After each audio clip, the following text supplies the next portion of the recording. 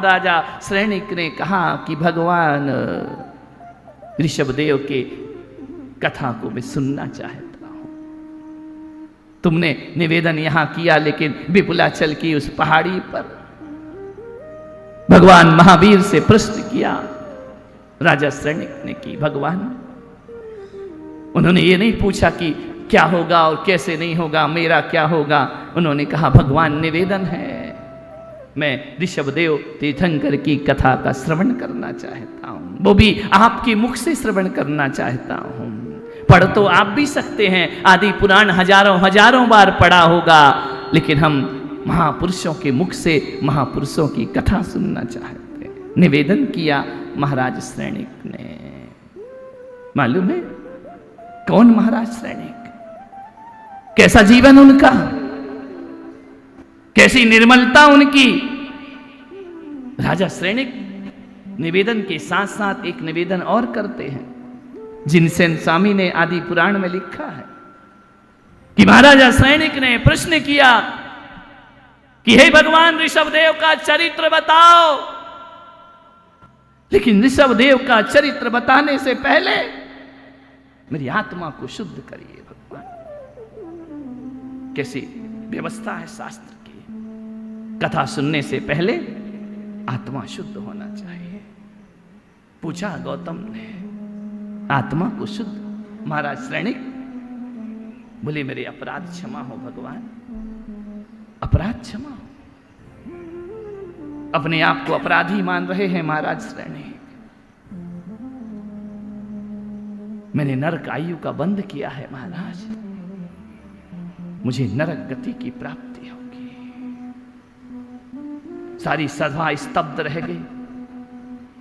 महापुरुष वो होते हैं जो दूसरों का दोष नहीं अपने दोष देखा करते हैं, और हमारी जिंदगी, संसारी जीवों की जिंदगी दूसरों के दोषों में व्यतीत हो जाया करती है।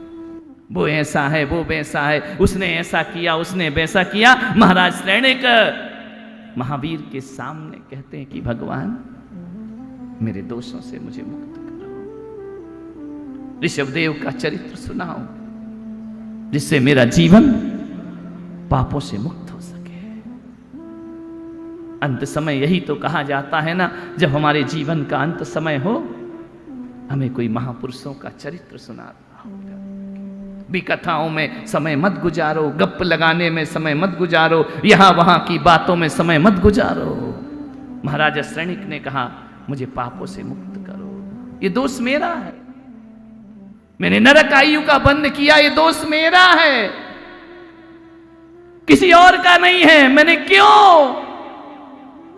अपनी सहधर्मिणी का कहना नहीं माना? पश्चाताप में है महाराज श्रेणिक। मैंने क्यों अपनी बुद्धि से, कुबुद्धि से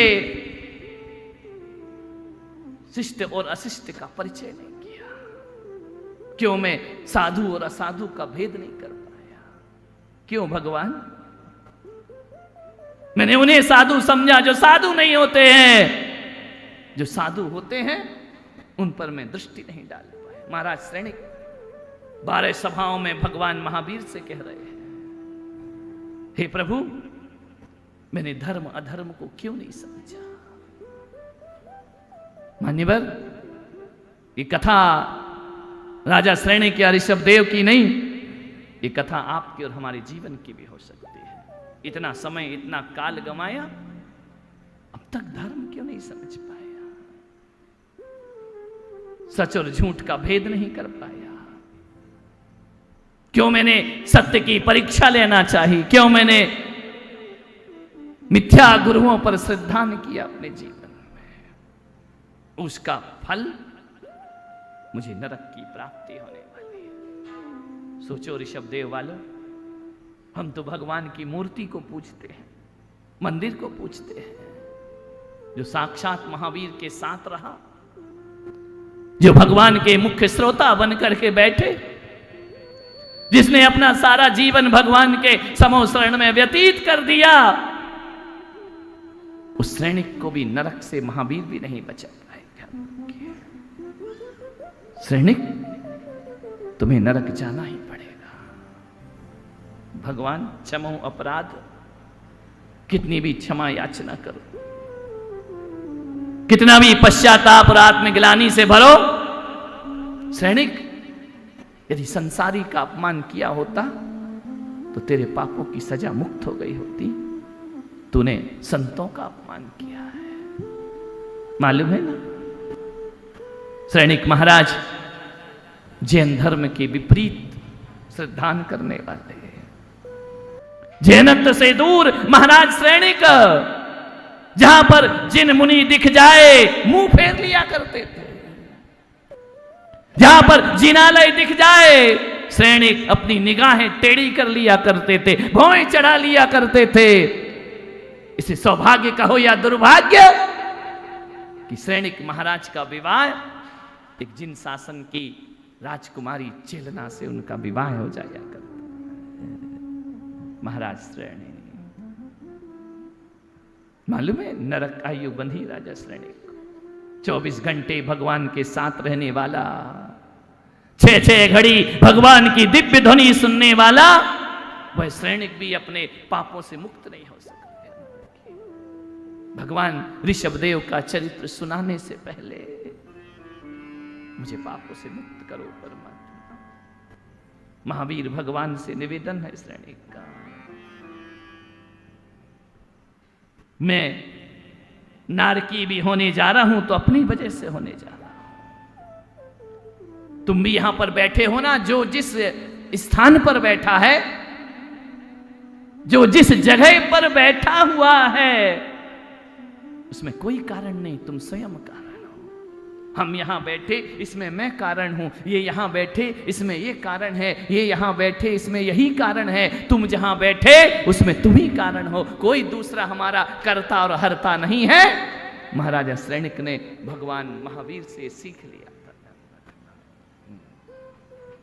मेरा विचार मेरा कर्म बन गया, मेरा कर्म मेरा भाग्य बन गया।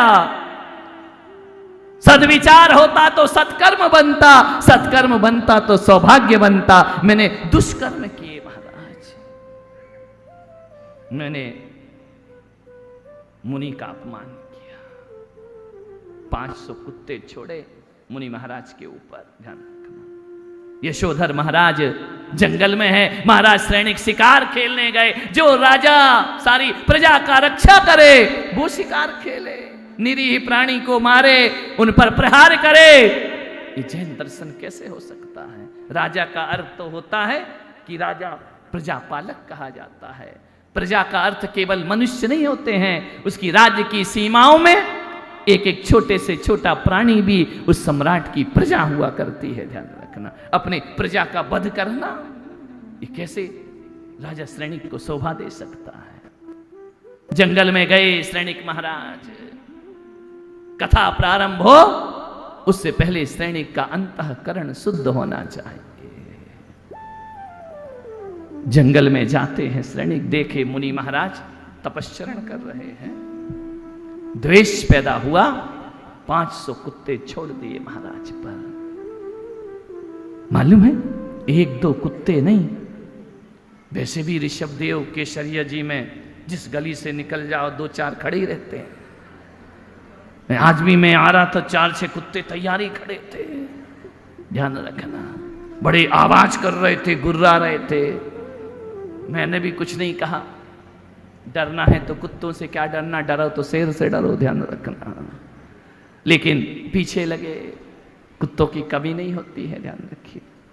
नहीं, मेरी बात का सही अर्थ लगाना, गलत नहीं, क्योंकि जिस तरह से तुम हंस रहे हो उसमें लग रहा है कि तुम अर्थ कुछ और लगा रहे हो और मैं अर्थ कुछ और बोल रहा हूं। ध्यान रखिए, कथा तो कथा होती है, लोग हर कथा का अपने अपने अनुसार अर्थ लगा लेते हैं।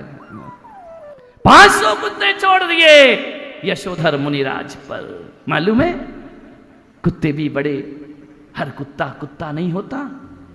कभी कभी कुत्ते ऐसे होते हैं जो मनुष्य भी ज्यादा महान हुआ करते हैं। 500 कुत्ते जैसे ही छोड़े गए, महाराज सैनिक ने छोड़े, सारे जाकर मुनि को देखकर नतमस्तक हो जाया करते हैं। एक भी कुत्ते ने आक्रमण नहीं किया, नतमस्तक हो गए। सैनिक को लगा कि सारे जानवर नतमस्तक हैं। मैं देखता हूं,